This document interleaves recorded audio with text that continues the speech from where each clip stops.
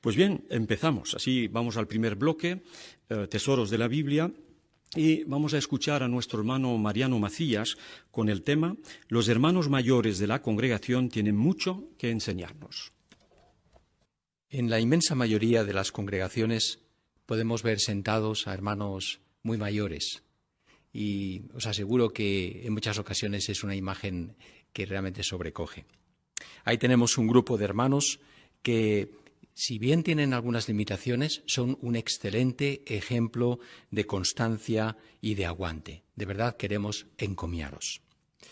Pero podemos decir que estos hermanos no solamente son un ejemplo de constancia y de aguante, además son un verdadero filón de experiencias y también vivencias de las que nos podemos beneficiar, incluso, o sobre todo, mejor dicho, en el caso de aquellos que llevan muchos años sirviendo a Jehová. No obstante, debido a las limitaciones que la edad impone, pues quizás los propios hermanos mayores y hasta el resto podemos llegar a pensar que no tenemos mucho que aportar a la sociedad moderna. Bueno, nada más lejos de la realidad. No es así. ¿Qué es lo que podéis aportar, hermanos mayores, a toda la congregación? Bueno, pues especialmente vuestra fe. Podéis compartir esa fe con nosotros y fortalecerla. Y los demás podemos beneficiarnos mucho.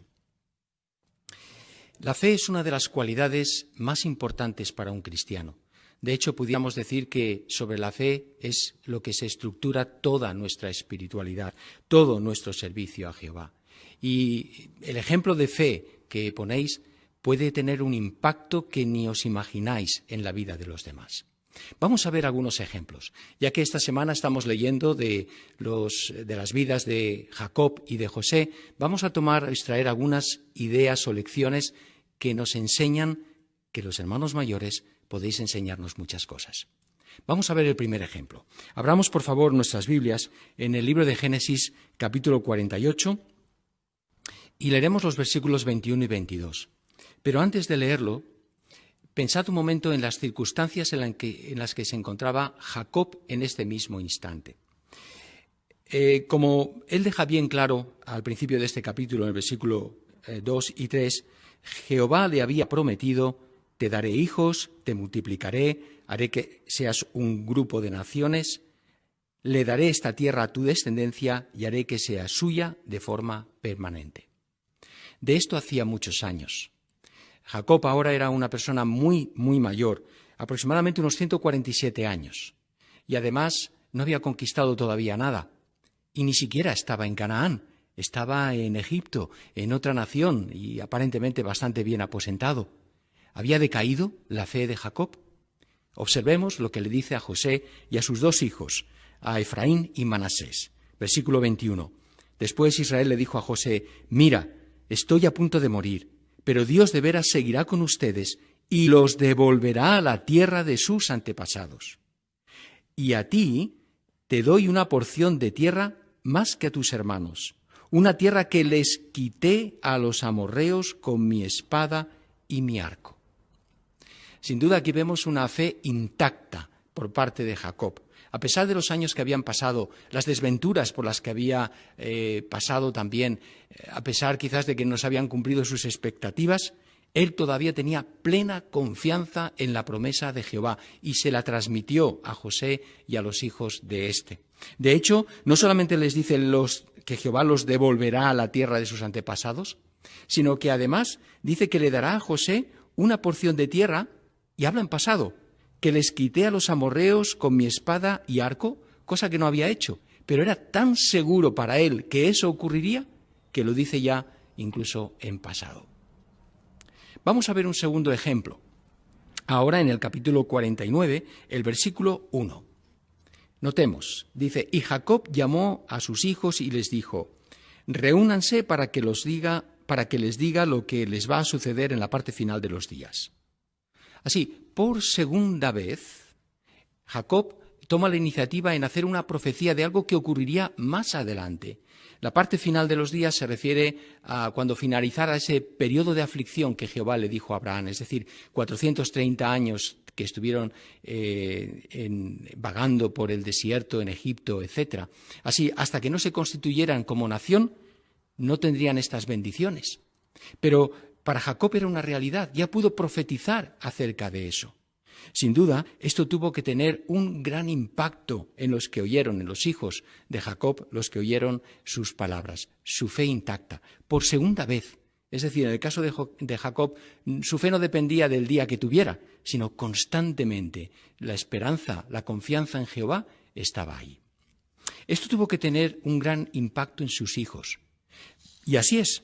Observemos el caso de José. Leamos el tercer ejemplo en el capítulo 50, versículos 24 y 25. O sea, ahora el hijo de Jacob, José, dice, versículo 24, finalmente José les dijo a sus hermanos, estoy a punto de morir, pero Dios se fijará en ustedes.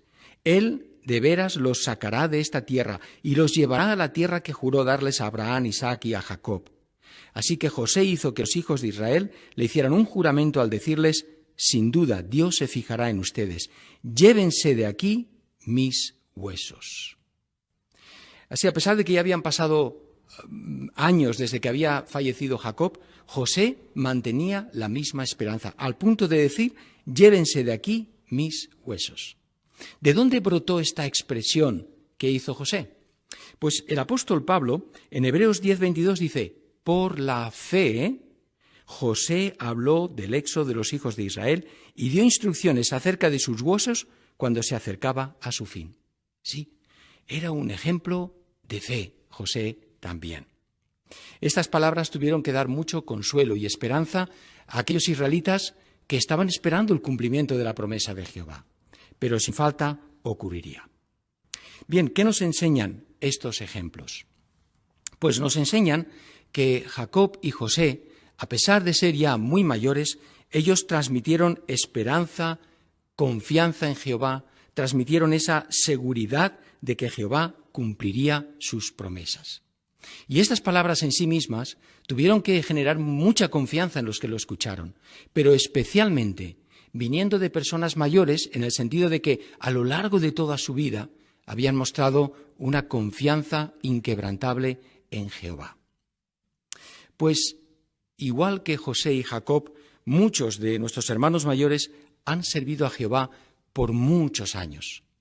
A lo largo de esos años se han encontrado con diferentes circunstancias, han pasado por muchos problemas y han visto cómo Jehová les ha ayudado a hacer frente a esos problemas. Han visto también el crecimiento del pueblo de Jehová. Han visto cómo la organización de Jehová nos ha ayudado a entender algunos pasajes de las Escrituras. Han visto también cómo Jehová ha mejorado su organización con algunos de estos cambios que han ayudado tanto. Bueno, la verdad es que eso ha ocurrido en el pasado, lo vivieron nuestros hermanos mayores, pero es algo a lo que nos enfrentamos todos nosotros hoy en día, todos los días, ¿verdad? ¿Cuál es la ventaja que tenemos de tener hermanos mayores? Que ellos han pasado por esas mismas circunstancias, solo que antes que nosotros. Por esa razón, ellos pueden animarnos, pueden fortalecernos, pueden confortarnos, pueden explicarnos qué hicieron, cómo lo hicieron, cómo fueron capaces de superar esos problemas. Sí, tenemos toda esa información a nuestra mano, gracias a los hermanos mayores. Pero, ¿sabéis? El hecho de que haya hermanos mayores en nuestra congregación no hace que automáticamente nosotros aprendamos esas cosas. Tenemos que hacer algo por nuestra parte. ¿Qué es? Fijaros, la guía de actividades, en el artículo que habla acerca de los hermanos mayores, dice, si en su congregación hay hermanos que llevan mucho tiempo sirviendo a Jehová, pregúnteles. Esta es la clave. Tenemos que tratar de apartar tiempo, quizás cuando estamos en el salón del reino, quizás visitándoles en sus casas, invitándoles a que vengan a nuestra casa. Podemos ver esta imagen que tenemos en el artículo, ¿verdad? Vemos una pareja que ha hecho exactamente esto. Están revisando un álbum de recuerdos de este hermano mayor. Quizás podemos quedar con ellos para predicar. Son diferentes ocasiones que, estando juntos, podemos preguntarles qué les ayudó a ellos en estas situaciones difíciles, cómo los cambios de organización fortalecieron su fe. Bueno, sin duda, si hacemos esto, podremos concluir con lo que también dice este artículo de la guía de actividades. Nuestra fe en Jehová y en sus promesas se fortalecerá cuando los